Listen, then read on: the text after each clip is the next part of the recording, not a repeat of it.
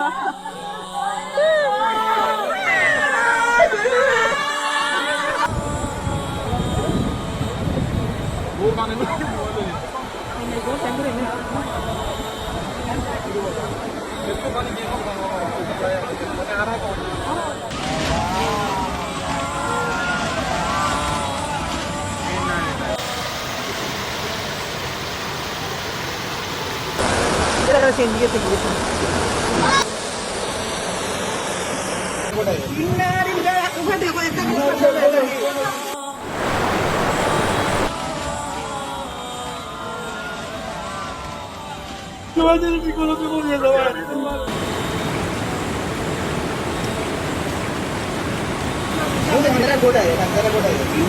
পানি হয়েছে আর আমরা বাড়ি গেছি রাস্তার পানি আইসা আমাদের গদ্দুয়ার বাসায় লেগেছে এবং ভাঙি ফেলাইছে। আমরা একটা হাঁড়ি ভাতিলেও কোনো মিনিট থেকে নিতে পারি নাই, এমন কষ্টে আছি যে আমাদের থাকার পর্যন্ত নিরূপ হয়ে গেছে।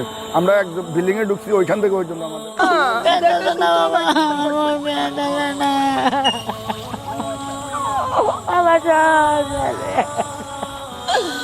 আমি কি করলাম বাবা, আমি কি করলাম? রুমে আমি গেছি না, ছাত্ররা গেছে, ছাত্ররা যাইও ঠাই পাইতেছে না রুমের ভিতরে। যেসব ছাত্ররা গেছে তারা ঠাই পাইছে না, তারা আবার এমনি ফিরত আইতে আসছে। তারা আমার ঘর থেকে একটা সুতো বের করতে পারছে না, সব শেষ। আমি একদম শূন্য ছাড়া হয়ে গেছি। প্রায় 2 দিনের মধ্যে কি কিছু খাই নাই, কালকে চিড়ে-মুড়ি যা কিছু খাইছি। আমাদের ছাদের সুবিধায় আমরা বাঁচি আছি, যাদের ছাদ নাই তাদের অবস্থা চলতেছে না। কালকে দিনে 3টা থেকে এখানে অবস্থা ভাই, কেউ ওদেরকে ধরতে পারে না, কেউ পার করতেছে না। তো দেখেন আপনি যাবেন কোথায়, খাতা করে না যাবেন কোথায়? বাড়িতে এসেছিলাম, পরে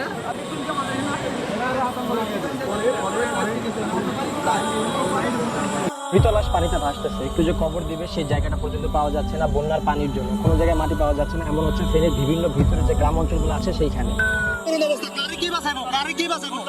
মানে বাঁচানোর মতো কেউ কোনো পরিস্থিতি না, ইতিহাসে আর হয়েছে বলে আমার মনে হয় না। ইন্নানিল্লাহ। দেখতে দেখতে আরও একটি বন্যা হানা দিল বাংলাদেশে। চোখের পলকেই শেষ হয়ে যাচ্ছে গ্রাম থেকে শহর, শহর থেকে গ্রাম। লাখ লাখ মানুষের কান্না এবং আহাজারি আকাশ বাতাস ভারী হয়ে উঠেছে। চোখের সামনেই গড়ে তোলা বাড়িঘর, সম্পদ সবকিছুই বন্যার পানিতে তলিয়ে যাচ্ছে। কি হতে পারে এই বন্যার মূল কারণ, যার কারণে এমন বন্যার সৃষ্টি হয়েছে বাংলাদেশে? যদিও আমরা জানি এই বন্যা ভারত থেকে বাংলাদেশে এসেছে, কিন্তু অনেকেই ধারণা করছে বাংলাদেশের সরকার পতনের পর থেকেই ভারত সরকার বাংলাদেশের শত্রু হয়ে দাঁড়িয়েছে, যার কারণে ভারত একের পর এক বন্যা ঠেলে দিচ্ছে বাংলাদেশের দিকে। প্রথমে ত্রিপুরার ডুম্বুর জলধারা, আর এখন তো ফারাক্কা বাঁধ। এবার কি হতে পারে বাংলাদেশের অবস্থা একবার অনুমান করুন। তাই তো আবারও ভারত সরকার খুলে দিল ফারাক্কা ব্যারেজের 110টি গেট, যার কারণে সিলেট, মুন্সিগঞ্জ, সুনামগঞ্জ থেকে শুরু করে প্রত্যেকটা গ্রামের অঞ্চলের নিচু এলাকা প্লাবিত হচ্ছে। এমনভাবে পানি ঢুকতে শুরু করেছে যা যদি আপনি একবার দেখেন চোখের পানি ধরে রাখতে পারবেন না। খেটে খাওয়া মানুষের আহাজারিতে আকাশ বাতাস ভারী হয়ে উঠেছে। কি হৃদয় বিদারক ঘটনা দেখুন। নেটওয়ার্কও নয় এবং যোগাযোগ করতে পারতেছি না এবং যাইতে পারতেছি না। পানিবন্দিত হাজার হাজার মানুষ, এখানে একতলা দোতলা সব ডুবাইলার। এলাকার অবস্থা প্রচুর খারাপ, এলাকার অবস্থা প্রচুর খারাপ। এই বিল্ডিং এ এরকম পানি উঠে গেছে, রসিকের পানি উঠে গেছে, খাওয়া দাওয়ার খুবই অসুবিধা। আমরা বাইরে হইতেছি না আজকে 1 সপ্তাহ, এখনো খারাপ রূপে আছি। রান্না বান্না তো করতাম পারি না, মাছ আমরা ফারাইতাম পারি না। কালকে নৌকা দিতে কজন গেছে, গ্যাসের বোতল টতল নিয়ে, একটা গ্যাসের বোতল আমি 200 টাকা করে। আজ 3 দিন খানি ফিরাই না, উই না হইছে ভালো খানি হাতারি না, বাইক যাতারি না, কোনো জিনিস আনতাম না। করুন অবস্থা, কারে কি বাঁচাবো, কারে কি বাঁচাবো? মানে বাঁচানোর মতো কেউ কোনো পরিস্থিতি না, ইতিহাসে আর হয়েছে বলে আমার মনে হয় না। এটা মানে এবারে আমার মনে প্রথম ভাই তো একদম ঠাই, মানে একদম মানে অবস্থা খারাপ।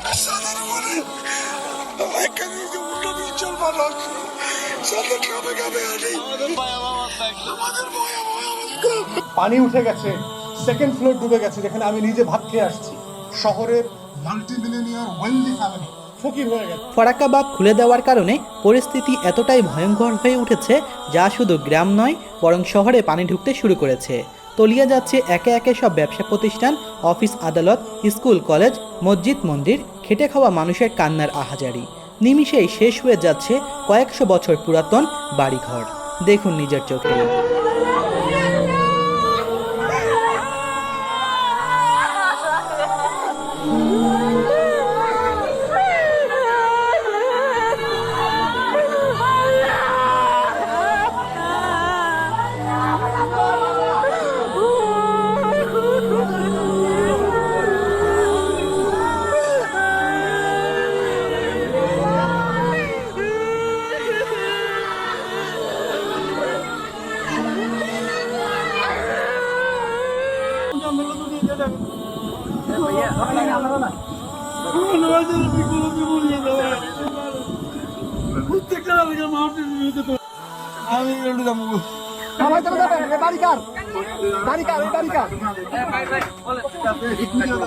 স্বামী খেতে প্রধান চাকরি করে মানে সে আটকে পড়েছে ওষুধ কোনো খোঁজ খবর না আজকে 7 দিন।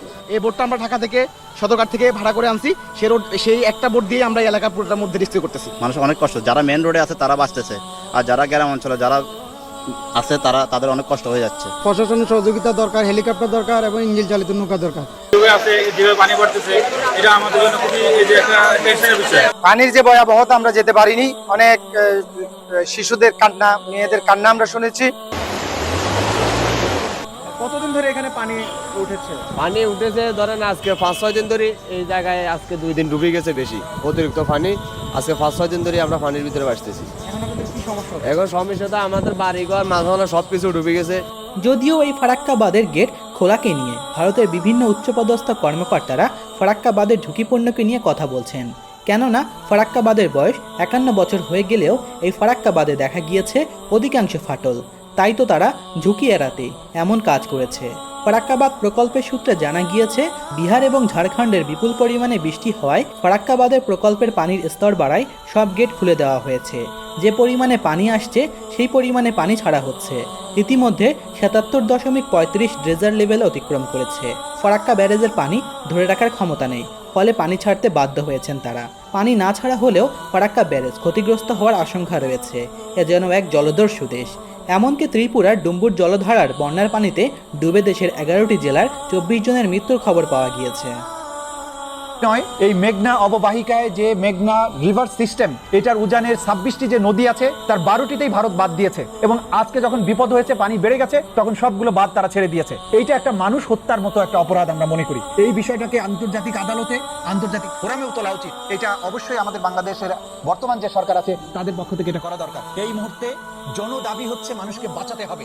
এই যে সিস্টেমগুলো নদীগুলোকে ধ্বংস করেছে ভারত, এটার ব্যাপারেও ভারতের সাথে বোঝাপড়ার সময় এসেছে যে আমাদের নদীগুলোকে হত্যা করবে তারা, এবং বিপদের সময় এই মরা নদীতে তারা পানি ছেড়ে দিয়ে আমাদেরকে বিপন্ন করবে। রিভার কমিশন আছে, ভারতের সাথে নদী নিয়ে আমাদের বোঝাপড়া অবিলম্বে ক্লিয়ার হওয়া দরকার। যে আগের যে সরকারগুলো ছিল, বিশেষ করে আওয়ামী লীগ সরকার, তাদেরকে কোনো রকমের এই বাংলাদেশের পানির অধিকার, নদীর অধিকার আদায়ের জন্য কোনো ব্যবস্থা তারা গ্রহণ করেনি, এবং আমরা মনে করি এটা বন্ধুসুলভ আচরণ তারা করেননি। বন্ধু তো দূরের কথা, একটা মানবিক আচরণ যে রাষ্ট্রের কাছ থেকে পাওয়া উচিত ছিল, যে আপনারা জেনে বুঝে এই বাঁধটার পানি যে ছেড়ে দিচ্ছেন, মানুষ যে জীবন যাবে তাদের তো আত্মরক্ষার পর্যন্ত একটা সামান্য সুযোগ আপনারা দিতে পারতেন, নোটিশ দিতে পারতেন, বলতে পারতেন বাংলাদেশ গভর্নমেন্টকে যে আপনাদের কিন্তু আমাদের নিয়ন্ত্রণের বাইরে চলে যাচ্ছে, আপনাদের জনগণকে আপনারা নিরাপদ স্থানে নিয়ে যাওয়ার ব্যবস্থা করেন, আমরা কিন্তু বাঁধ ছেড়ে দিব। কি কি সমস্যা এখন আসলে পোহাতে হচ্ছে? সমস্যা এখন আপনার প্রথমত কোনো দোকান বলতে খাওয়া দাওয়ার সমস্যা, দ্বিতীয়ত ওদিকে অনেক মানুষ আটকে রয়েছে পানিতে। আমরা ওষুধ বই এবং দোকান পাওয়ার কারণে কোনো কিছু করতে পারতেছি না, খুব মহাবিপদের মধ্যে আছি। আপনারা আরও দেখেন সামনে অনেক বিপদে আছে, আমরা নিজেরাই বাইরে হতে পারতেছি না। আমাদের এই মনে হয় যে 88 আগেও আমরা এরকম বন্যার কখনো দেখি নাই, এই ফার্স্ট। উজানের পানিটা ওইটা ছেড়ে দেওয়ার কারণে আমরা এই ফুলগাজি যেতে এই বন্যা দেখিনি। এই বন্যার মেন কারণ হলো বাঁধ। এই বাঁধটার কারণে ওইদিকে অনেকগুলো শুরু করছি করে ভাঙি পড়ে যায় পানি, মানে এমন ভাবে উঠছে আর রক্ষা করার ইয়া নাই, জিনিস সব হয়ে গেছে। যদিও ত্রিপুরার ডুম্বর জলধারার গেট খুলে দেওয়ার কারণে এ পর্যন্ত 11 জেলায় 78 উপজেলার 720টি ইউনিয়ন এবং পৌরসভায় বন্যায় ক্ষতিগ্রস্ত হয়েছে। আংশিক এই বন্যায় ক্ষতিগ্রস্ত হয়েছে 48,30,000 মানুষ। পানিবন্দী পরিবারের সংখ্যা 9,38,000। এ বিষয়ে জোরদার দাবি জানাতে বাংলাদেশের অন্তর্বর্তী সরকারকে এখনই কোনো পদক্ষেপ নিতে হবে, না হলে এর পরিণাম ভুগতে হবে সবাইকেই। বাংলাদেশ জন্মের পর থেকে ফেনীবাসী এই বন্যা জীবনেও কেউ দেখে নাই, এটাই সর্বপ্রথম ফার্স্ট। এই বন্যা মোকাবেলার জন্য ফেনীবাসী কোনো সময় এভাবে প্রস্তুতি ছিল না। আমার 4টা ছেলে মেয়ে, আমি খুব কষ্ট করতেছি, আমাকে কেউ 2-10 টাকা দিতেছে না। আমি কিভাবে বাঁচি আর কিভাবে কেউ আছে জায়গা জায়গা সুদিশের গেছে, প্রতিবন্ধী স্কুলে কেউ আছে, স্কুলে এরকম জায়গা জায়গা আছে। 9 বছর পর্যন্ত এখানে আসছি, এই পর্যন্ত কোনো ইয়া করে নাই, এত বড় ক্ষতি হয় না। সবগুলো পুকুরের মাছ ভেসে গেছে ডলের পানিতে। 40-50 বছরের ভিতরে এরকম পানি আর দেখে না, এরকম পানি অনেক পানি হয়েছে আর দেখে না। হয়েছে এখানে মনে করেন যে মাছের ঘের চলে গেছে প্রায় 20টির উপরে, প্রায় 20 লক্ষ টাকার উপরে মাছ চলে গেছে। আসি দেখতেছি যে বন্যার পানি বাড়ি গেছে, আমরা যাইতে কষ্ট হইতেছে, যাতায়াতে কষ্ট হইতেছে। আপনার অনেক পানি ঢুকে গেছে, আগে থেকে পানির পরিমাণ বৃদ্ধি পেয়েছে, আর এখানে যে আমাদের অনেকগুলো গ্রাম ছিল, বিশেষ করে আমাদের যে ভারতের যে সাইডগুলো থেকে এবং আমাদের যে বাঁধগুলো ছিল, বাঁধগুলো ভেঙে গেছে, ঠিক আছে। অনেকগুলো বাঁধ ভেঙে যাওয়ার কারণে কালকে সন্ধ্যা থেকে আর বিকেলেও অনেক পানি বেরোচ্ছে, আজকে দেখা যায় আরো পানির পরিমাণ বৃদ্ধি হয়ে গেছে।